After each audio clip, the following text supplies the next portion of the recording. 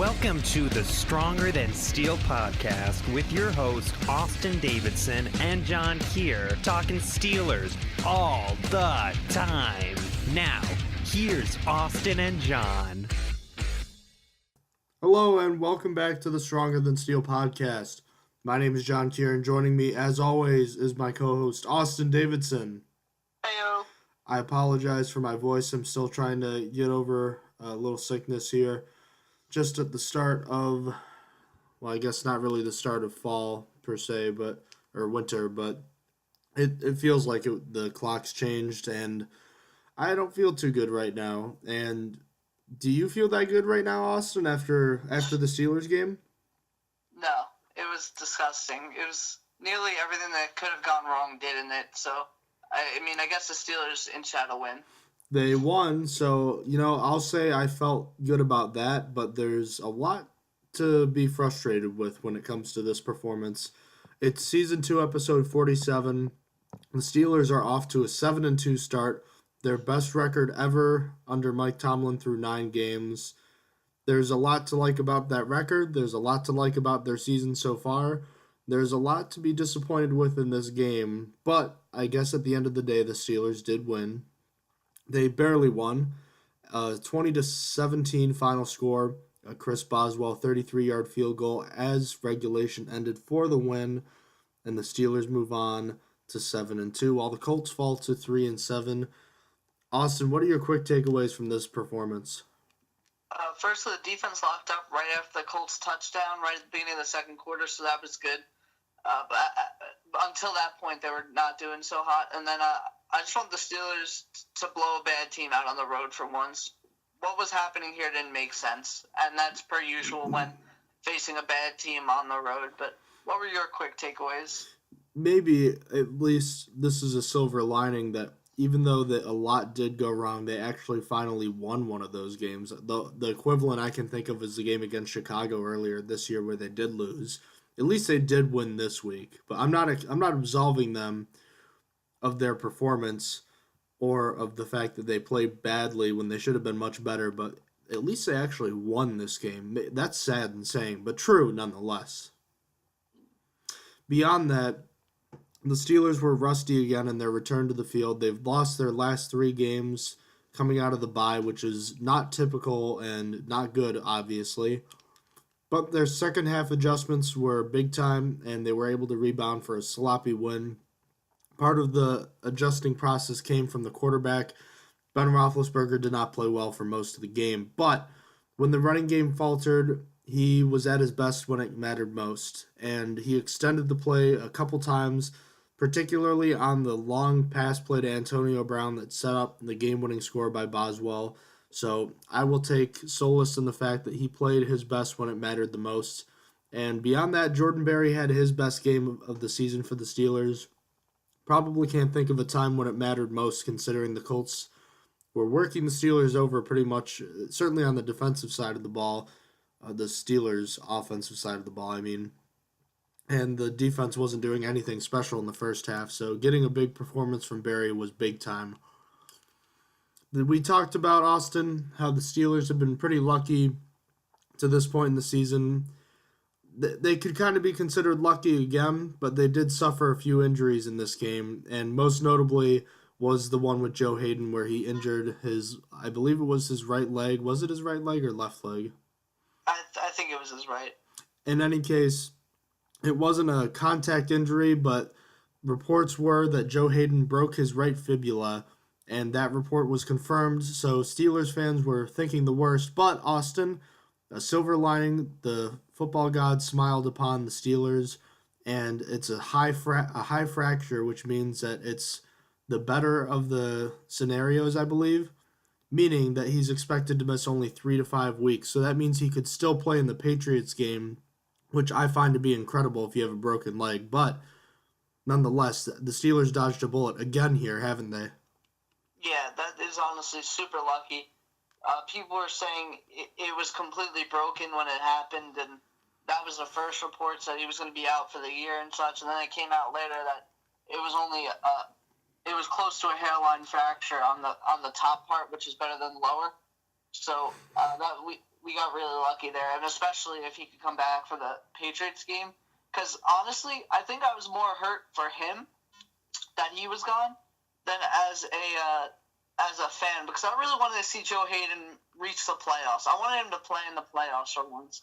It was going to be really sad that if he is out for the year before he could actually contribute it on a playoff team. I mean, contribute in the playoffs, yeah.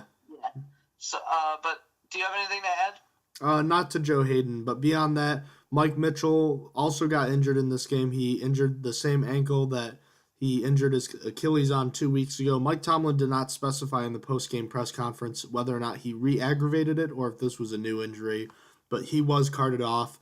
Beyond that, tight end Vance McDonald and Darius Hayward-Bay, the receiver, both left with ankle and foot injuries respectively, but they returned to the game, and McDonald actually caught his first touchdown pass as a Steeler, so congratulations to him. James Conner also limped off the field after a run with a leg injury, but it's not expected to be serious. So all around, a few injuries for the Steelers, but 3 of them weren't anticipated to be serious. I don't know what to make of the Mike Mitchell one, and the Joe Hayden one is obviously the best case scenario based on the reports. So all things considered, another bullet dodge for the Steelers, and they continue to be, I guess, lucky in that sense. As far as the offense goes, Austin, it was a rough day for sure. They did put up 17 points in the second half, but there were a lot of bad plays early on. There were a lot of missed opportunities, and how do you even evaluate the offense based on the expectations and even how the game started? How do you evaluate this type of performance? Well, I can't say this game started as one had hoped. Coming in, Ben had thrown 13 touchdowns and 0 interceptions against the Colts in the past 3 games. Then on the second play of the game, Ben threw a pick. He was actually awful in the first half as a whole, throwing for under 80 yards, no touchdowns, and that lone interception. Mostly because of Ben, the offense didn't get going in the first half at all. But he wasn't the only one. Bell wasn't doing that great either. I mean, he was doing decently, but not anything spectacular. And Brown was struggling as well, only catching 2 for 15 yards in the first half. Luckily, it was a tale of 2 halves as players stepped up in the second. While Antonio Brown only had 1 catch in the second, it was for a big gain of 32 yards. And Ben was way better in the second half, throwing 2 touchdowns and no interceptions. He still didn't look great, but he performed well enough to win, so that's good. But surprisingly, Bell actually got worse in the second half, and that was bad. But others stepped up too. Juju Smith-Schuster had a great day, and he was the leading receiver for the team. Martavis Bryant caught a ball and took it for a huge 19-yard gain, and then also caught the 2-point conversion in the game. Vance McDonald caught a touchdown, and then Eli Rogers even came up clutch on his only catch that went for a key first down. However, the offense is still full of problems. They continue to be off on third down and really weren't moving the ball that well at all. It was really frustrating to watch against what was supposed to be one of the weakest defenses in the league. This is where the offense was supposed to really have its first game of the year. They're supposed to score 30 points for the first time this year, and it just didn't happen. Also, this was probably the offensive line's worst game of the year. I failed to mention that, but they were doing awful in both pass and rush protection. It was just awful. What do you have to say about the offense in this game? You covered it pretty well. They took a long time to shake off the rust that they showed early on. They struggled mightily in the first half. They couldn't get anything going, and it starts with the quarterback. He was 3 for 8 or 3 for 9. I can't remember if it was 8 or 9, but I know he was at least 3 for 8 for 25 yards and a pick to start. Bell wasn't very good at finding any running room. I mean, he didn't have much running room anyways. And Antonio Brown had 2 catches for 15 yards, including a bad drop, which the more I see it, the more I understand why he dropped it, but he still shouldn't have dropped it. It was one of the first good throws from Roethlisberger all game. Speaking of Roethlisberger, he finally actually did connect on a deep ball to Juju Smith-Schuster, who made a great catch, by the way. The offensive line didn't play well, though, and Roethlisberger felt like he was under pressure early and often from what was a poor pass rush coming into the game. On top of that, Ramon Foster looked absolutely silly by giving up a bad sack to where he completely whiffed on the block. And on third down, the offense was not good early on. They converted some, so they finished 5 of 13, which isn't awful, but still not very good. And luckily, Todd Haley and the coaching staff made some good adjustments at halftime. And even though Bell kind of got worse, as you said, They scored a touchdown on their opening second half drive and finished the day at 50% in the red zone, which is 2 for 4. But on the final drive, you must also consider that the Steelers were driving for the game-winning kick. So that they almost kind of finished 2 for 3 in that sense. Ben Roethlisberger led the charge in the second half.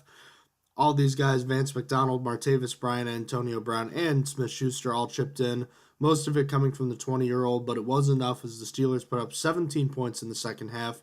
So, yeah, not a great performance, and they definitely can play better, but all in all, they played the best when it mattered the most, so I'll take solace in that. On the other side of the ball, the Steelers, it was also a tale of two halves for the defense, wasn't it? Yeah, this unit was almost as frustrating as the offense. The pass rush was there, but they just kept letting Brissett escape out of the pocket on several almost sacks. Then they couldn't tackle if their lives depended on it. Shazier being one of the biggest culprits of this, failing to do so twice that I can remember, and both led to big gains or first downs. Also, I had never heard of Chester Rogers before this game, in all honesty. I honestly never, not a single time, never mentioned, never saw him on a highlight, never saw anything. But, oh boy, did the Steelers make him look like an elite wide receiver. He had 6 receptions for 104 yards and a touchdown, and made Mike Mitchell and Mike Hilton look silly on his touchdown play. T.Y. Hilton was virtually rendered useless, though, only catching 2 passes for 23 yards. But that doesn't really matter when, again, a no-name wide receiver tore the defense apart. On the good side, the Steelers contained the run, only allowing 9 rushes for 54 yards. Honestly, it felt like they had to abandon it. I don't know why they abandoned it, because now that I look at it, in my mind, that wasn't that much, but that's averaging over 5.4 yards a carry, so I apologize for that. But apparently the Steelers made them abandon the run for whatever, and it was working, but they also didn't let tight end Jack Doyle get much either. Plus, when it came down to it, Shazier came in clutch and got the interception, which directly led to a touchdown. And they didn't allow the Colts a single point in the fourth quarter. So that's all that counts. They came back and let the offense win it.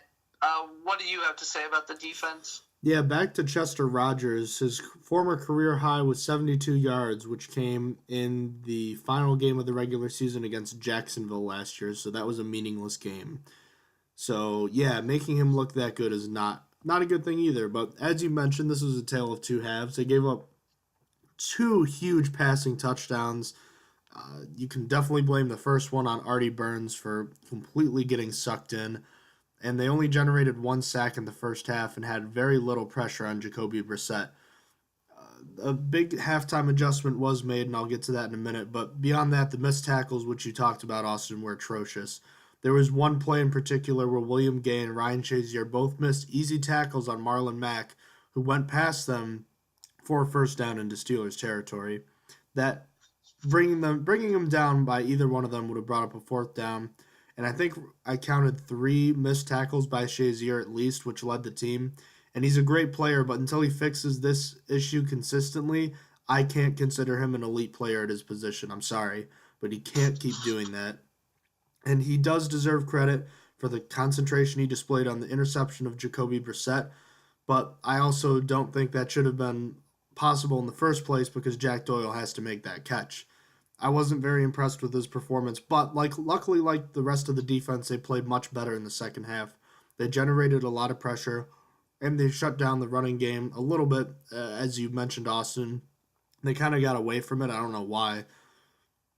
Keith Butler deserves a lot of credit for blitzing more in the second half because he noticed the 4-man pass rush was not getting there, so he dialed up the blitz, and it worked pretty well, finishing with 3 sacks and that interception and only giving up 17 points overall. You can live with that, but it should have been a lot better for the Steelers defense, and giving up those big plays really hurts. They're lucky it didn't come back to bite them. On the special teams end, it resulted in a win for the Steelers, but it also almost didn't too. Yeah, starting with the good, Jordan Berry averaged nearly 50 yards a punt with a long of 58 yards and pinned the Colts inside the 23 times. Then he also saved a blocked PAT from getting the Colts points. Maybe this was a turning point for Jordan Berry in this game for a better second half of the season. However, everything else sucked. As I said, Oh, I didn't actually say it. I tweeted it. Antonio Brown needs to be taken off punt return solely for his lack of effort. He is awful. He doesn't want to do it. It doesn't matter. Just put someone else back there. Terrell Watson, Juju Smith-Schuster, if it has to be. Anyone could do exactly what he's doing. He's literally watching the ball as it rolls on the other side of the field, not running towards it. He is like the worst punt returner I've seen, and the Steelers have seen really bad punt returners. At least in the past, I've seen the punt returners at least run towards it. He doesn't want to touch it. I don't know what his issue is, but he needs to be taken off. He's bad. And that's the only time you'll ever call Antonio Brown awful at like anything, really. But then Boswell had a PAT blocked, which was Jesse James's fault. Luckily, him and Berry had the hustle to fix that mistake and not let it turn into points for the Colts. And that's really all I have to say about special teams. Do you have anything to add? Well, I will add that the missed field goal also might have been part of a poor protection scheme where the guy coming in off the end almost blocked it, so he had to push it a little more, and he doinked it off the right upright. So it's possible that's why he missed that field goal, but Chris Boswell also kicked a game-winning field goal, so he deserves credit for that. No matter how short it is, kicking a game winner is a big deal no matter what. So definitely give him some props for that. As you mentioned, Boswell had I don't know if it's a career day, but he definitely had his best game of the season. 6 total punts for 297 yards, 3 of them down inside the 20. As I said, he played his best on a day where the rest of the team wasn't playing too well. So that was good. Juju Smith-Schuster had a solid kick return, and I'm really still scratching my head on why Antonio Brown is still returning punts. I don't know why Eli Rogers can't. I don't know why they bother having anybody back there, because this was Brown's 6th punt return of the season, and I don't believe he returned any until week 3. Austin, is that correct? Do you know? I honestly don't know off the top of my head when he started. Okay. I have a feeling he might have returned a couple in the first couple weeks, but I don't think he wasn't the full-time returner until Eli Rogers muffed that one punt. So he doesn't return the ball often. This time he managed to get 7 yards, which is more than his average, which is awful. But there's no reason he needs to be back there. You might as well have nobody back there because it's the same thing as what they have right now. So we can move on from that. Finish that game recap, and it's time to hand out our weekly awards. Austin, let's actually start with you this week, the Stronger Than Steel Player of the Week. Sure. For his 5 catches for 97 yards with a long of 44 and a touchdown, Juju Smith-Schuster comes in as the winner of the Stronger Than Steel Player of the Week as he outplayed Antonio Brown the past 2 games, which is really impressive because Antonio Brown is no slum wide receiver. He might be a slum punt returner, but as a wide receiver, he's the best in the game right now, probably. So let's hear your big stop of the week. Austin, the big stop of the week comes after the Steelers were trailing 17-9 against the Colts in the third quarter. It was the third quarter, I believe. Oh, no, it was actually the fourth quarter. Yes, so the Steelers had just pinned the Colts deep in their own territory at their own 11. The Steelers hadn't really gotten much going on offense. They did get a touchdown, but they were still down. They were still down here. And on a third down, Jacoby Brissett's third down pass went through the hands of Jack Doyle, tipped to Ryan Shazier, who managed to haul it in while falling to the ground. It was a fantastic concentration on the play. Definitely recommend checking out a replay on that. And that play put the Steelers right back in it, and they scored a touchdown 3 plays later, and obviously the 2-point conversion to Martavis Bryant was successful, so the Steelers tied the game and later went on to win the game. So that put the Steelers in position to tie it and therefore win it later. So for that reason, Ryan Shazier earns this week's Big Stop of the Week award. Austin, we're on to the Stronger Than Steel play of the game. And there's a few good plays to pick from, but I think you and I made the decision that we were going to go with Antonio Brown's basically game-clinching 32-yard catch and run, or was it 34 yards? I believe it was... Hold up. 32 yards, yeah. With 45 seconds left, Ben Roethlisberger steps up in the pocket as it's collapsing. Kind of a classic Ben Roethlisberger play. Dumps it off over the middle to Brown. and lets him run for 18, 20 more yards out of bounds and puts the Steelers in position for the game-winning kick. It was just classic Roethlisberger, something we haven't seen much of this year, and I think it really was him at his best. I have to agree. I think if I remember correctly, I was looking at the play. That was not the play call whatsoever. If you watch, Marquise Pouncey is out 5 yards in front of the line of scrimmage on that. I believe it was supposed to be a screen to Martavis Bryant that just fell apart so quickly, and Ben just looked to AB as number one receiver because the pocket was obviously collapsing around him. And as he's being pulled by the guy that is trying to take him down, as he's taking steps forward, he takes a shot to AB, and it was probably one of the best plays of the game, along with the Ryan Shazier interception. Yeah, one of his better plays of the year, too. We haven't seen much of it, as we discussed last week, and here it is, kind of funny. One of his best plays of the game comes from when he extends the play. So we'll see if that continues to happen. But it was definitely huge, setting up the Steelers' winning kick. So speaking of winning, who were the biggest winners on the Steelers side this week? My first one is Juju Smith-Schuster. I was glad to see at least one wide receiver went off, and I can't remember the last time another wide receiver had more catches, more yards, and more touchdowns than AB. Usually AB has at least one of those in the game, and that was insane to me. But the Steelers found someone special, I think. I mean, he's been pretty amazing the past 2 games. And then my second one is actually Cody Sensabaugh. When Joe Hayden got hurt, he came in and did a fantastic job in coverage stepping in and had a big pass breakup late in the game. This lowers his chance of getting cut when the Steelers likely promoted a defensive back to replace Mike Mitchell, assuming Joe Hayden doesn't go on IR anymore because his injury is going to be so short. But who are the winners for you? My winners, first and foremost, was Stephon Tuitt. He's the big winner on defense for me. He made a huge statement in his return back to the field from injury with 3 tackles for a loss and his first sack of the year. He played very well today, and I felt as though the longer runs that were given up today were not really his fault, but more of a result of the linebacker play behind and next to him. It was really great to have him back, and he might not be a dynamic player, but I think he's a fantastic player in his own right.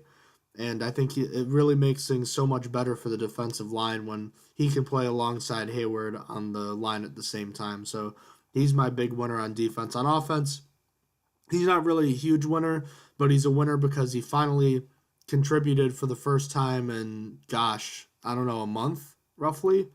His name is Martavis Bryant, the guy that's been causing so many problems as of late because of stuff he's done off the field. He didn't have a great game, 3 catches for 42 yards, but he finally made an impact, and his biggest catch didn't come on the stat sheet. It's a 2-point conversion, a tough contested catch, running a crossing route over the middle of the end zone. That was a big-time catch that tied the game, and he caught a key third down pass and took it, I believe, 19 yards for a first down. It was nice to see him involved in the offense with different routes besides just a fly route. And he contributed to the win, so it was a good bounce-back day for Bryant. Maybe he'll get more involved, but honestly, I think you can take this kind of involvement in the offense, Austin. Will you take 3 catches for 45 yards, roughly? I'll take that. And I mean, he also got a 2-point conversion, so I'll take all of that. Yeah, I think if you're getting that from your number 3 receiver, typically, that's okay, right? Yeah, I mean, you can't really expect all your wide receivers to be great. I think as Steelers fans, we've become spoiled as the Steelers have, at least since I've been a fan, really had at least 2 good wide receivers. Our team is without a single good wide receiver, so I think we could accept that from the number 3. And I mean, seriously, let's think about it. In 2015, the Steelers had, in the second half, they had 3, in my opinion, dynamic receivers when they had Bryant, who was playing really well around the Denver game, and then Marcus Wheaton, who came off a 209-yard performance against the Seahawks, so he played really well too. It's like the Steelers had like a 3-headed monster at receiver. It's like it didn't matter which way you went, you were getting a great receiver.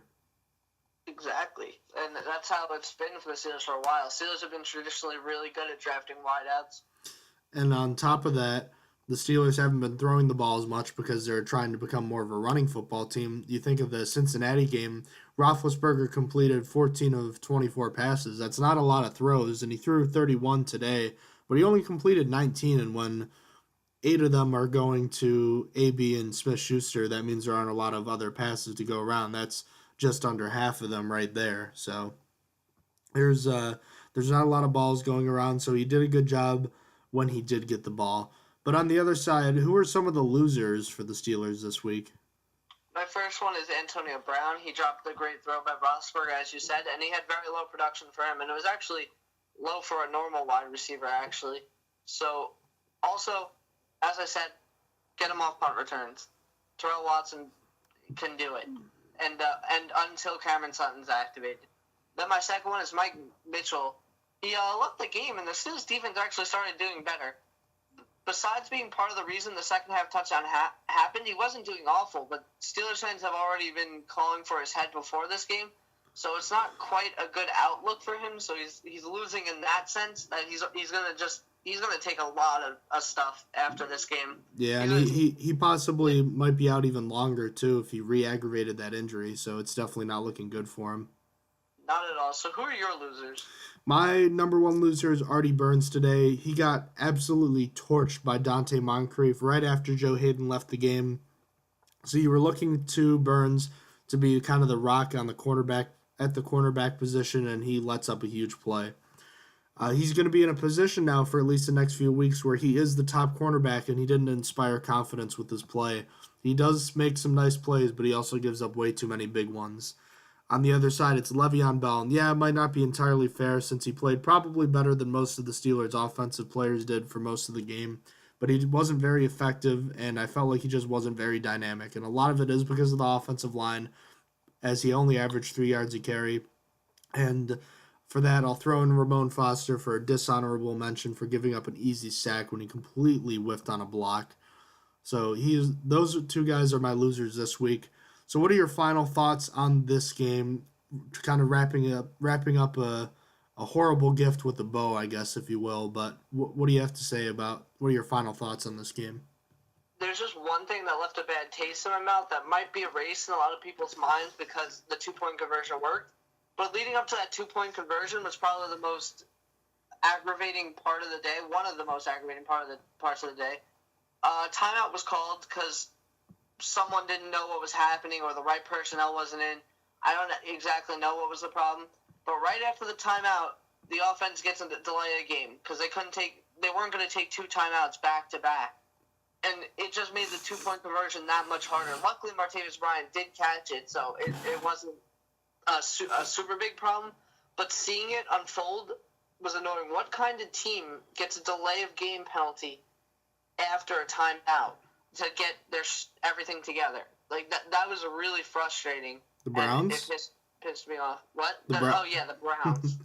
That's a Browns type move. That is, I don't know whose fault it was. I can't really put it on anyone. It might have been coaches. I don't know. I think it was Le'Veon Bell's, but I'm not quite sure on exactly who it was. And then my only other thought was that I like Smith-Schuster's touchdown celebration. It was a recreation of the A.J. Green and Jalen Ramsey fight, and I can't wait to see what either of them says if they respond to it at all.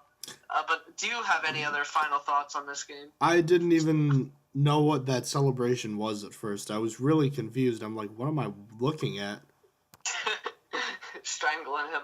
He's Yeah. just strangling Le'Veon Bell. I don't know. I didn't like that one that much. Well, I mean, part of it's because I didn't understand it, but like, I don't know. Whatever. Beyond that, can Todd Haley really stop calling those end arounds to Martavis Bryant? They don't work at all. He lost 9 yards today. That was rough. As soon as I saw him run backwards, I was like, no, run lateral. If you're gonna do this, just take the loss of 4. Don't make it a loss of 9. And I was just so annoying. Yeah, that was just really frustrating. Beyond that, we'll have more news to get to, but real quickly, I'll explain. The Steelers are on Thursday Night Football this week, so that means it's a quick turnaround. So we've got this recap episode, and we're going to go right away, and we're going to jump into our next episode in a minute. But we'll be previewing the Steelers and Titans Week 11 matchup. But before we get to that, let's kind of look at what's happened around the league today. The Sunday night game just went final a few minutes ago. The Patriots whooping the Broncos, who are now 3-6 at 41-16. The Patriots back up in the AFC, tied with the Steelers for first place again. Around the league, oh boy, the Saints destroyed Buffalo. I completely missed the mark on that one. You could say that the Bills went nude in this one. What Austin might be referring to is that there was a streaker on the field at that game. The Saints are for real, and the Bills might not be. Right as I finally believe in them, they stab me in the back. Classic Buffalo. They're not. They're just. They like to pretend they're a playoff team on paper, and then they just like to trick everyone. That's exactly what happens every year. The Packers finally got a win on the board with Brett Hundley. That was nice. Detroit nearly with a scare from Cleveland, but then outscored them by 14 with 14 unanswered points at the end. So the Browns are now 0-9. And by the way, that means the Niners are no longer, they're the only winless team left because the Niners beat the Giants today. The final score of that game being 31-21. Let's talk about how Hugh Jackson of the Browns might have made the worst call ever. You want to talk about that play? Okay. I was in the same boat, but I was finding, you know what actually happened? Deshaun Kaiser audible to that. Because he wrote in the press conference, players said that, and then he refused to answer about it. I totally, after I saw that he didn't answer about it and that players were accusing him of that, I totally think he audibled into that. So I don't think it was actually Hugh Jackson's fault, like originally thought. But regardless, to explain the play, there's only a few, I think 10 seconds left in the half. The Browns are at the Lions' 2-yard line, and regardless of who calls it or whatever, someone picked a quarterback draw with no timeouts left from the 2-yard line, and then so the Browns tried doing that, and it failed, and then the clock ran out, and they didn't get any points from it. They were obviously in very close. They were in field goal range. They could have taken their 3 points. Not that it would have made a difference in the end, but they still could have had them, or they could have taken a shot in the end zone and I think had a chance for another play. Still, bad call of whoever did it. I'm thinking it's Deshaun Kaiser though. Oh boy. Well, thank you for that information. I was not aware of that. That'll be interesting to learn of in the coming days, but the Browns just can't get out of their own way as usual, and they're now 0-9, clinching yet another losing season. Oh boy.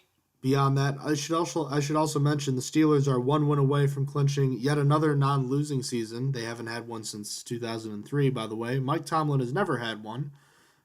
Other highlights around the NFL: the Jaguars and Los Angeles Chargers went to overtime. The Jaguars won, just barely preserving my pick on that one. The Chargers that game went to overtime, and I was getting ready to watch it, and then CBS was like, no, we're not going to show this. And that frustrated me. I hate the Chargers, man. That was a Chargers game. I saw Blake Bortles threw that interception. I was like, oh, this game is over. Trey Boston was celebrating. All they had to do was really get a first down, and if they didn't, just play a tiny bit of defense. And not only did they get stuffed, they let the Jaguars come back and kick the field goal without their long snapper, without their long snapper, because Joey Bosa is an idiot and got an unnecessary roughness call. And I feel like that's the second time we're saying that. Getting deja vu. Mm-hmm. Well, is he a bigger idiot, or is Marquise Lee a bigger idiot? Did you see the... Oh, that too. The Jaguars, they punished Leonard Fournette for a whole game for not showing up to a picture and a medical evaluation. Marquise Lee and Alvin Colvin are going to not hear the end of it for getting taunting calls. Like, that was so stupid. It was so stupid on both of them. A lot of ugly in those games. We'll get to more of it later in the week, but beyond that, there was a barn burner between two journeyman quarterbacks in Josh McCown and Ryan Fitzpatrick, who I guess got a little revenge on the Jets with a 15-10 win. I never saw any highlights, and I don't care to see any highlights of that game. That's all I have to say. Boy, was I wrong. I spoke so highly of the Jets coming in, and now I look so stupid. I was like, I'll take the Jets -6. And they couldn't even win. And without the Jets... The Bucs without Mike Evans. And the Jets still managed to do Jets things. The Bengals fall again. I have to think that their season's pretty much over now. They're 3-6, losing to the Titans, who the Steelers see on Thursday night. There's nothing really notable here. AJ Green had a big day. Oh, yeah, there is actually. Vontaze Burfict got ejected from this game. So he had, 2 personal foul penalties. He touched the official, which is why he got ejected, then left after arguing with fans and showing the Johnny Manziel, money symbol, like the money sign as he was leaving the field. So, yeah, he's a class act for sure. Yep. Won't get suspended. $2,000 in fines. That's it. Won't get suspended. It's like he's a first-time offender. I mean, to be fair, that's just being salty. The supposed hit on the ref kind of just walked into him. And I kind of, after seeing it, I didn't see it at first, so I was at work when it happened. But after coming home and seeing what it was, I was like, he didn't hit that ref. He was walking past the ref, and the ref freaked out. It's Vontaze Burfict. It's not like he's a star player. Not a perfect role model that has never done anything bad in his life anyway. So he probably deserved it, but not for that specific thing, because to me it didn't really look like a hit. Well, here's the thing to consider. If he is suspended more than 2 games, he will miss the Steelers matchup, which is coming in 3 weeks on December 4th, surprisingly enough. Well, I guess it's really 4 weeks, but it's 3 NFL weeks away, so that is something to keep your eye out for. Beyond that, what else have we missed? We have the Vikings and Redskins. Case Keenum played really well. Houston was no match for Jared Goff and the Rams. Adrian Claiborne had 6 sacks, which is the most since O.C. Umenyiora had, I believe, 6 in 2007. And the Falcons steamrolled the Cowboys without Ezekiel Elliott. Beyond that, not too much going on. A lot of blowouts, a lot of bad games. But the Steelers are 7-2. And Austin, if there's anything else you wanted to add before we wrap things up? I just want to add that Adrian Claiborne owes Chaz Green some money, because part of Adrian Claiborne's his contract. Part of his contract, it has a sack incentive, and since he got 6 sacks on Chaz Green, that automatically, he already had, I think, 2 in the season. That automatically got him $250,000 bonus. But once he got to 8 sacks, which he reached because of that, he got a $750,000 bonus. So I think he owes Chaz Green some money for getting him that far. God. He owes him a Christmas present. I don't even know. Oh, jeez. Wow. In any case, we are going to wrap things up for now. Ladies and gentlemen, thank you for listening to us tonight.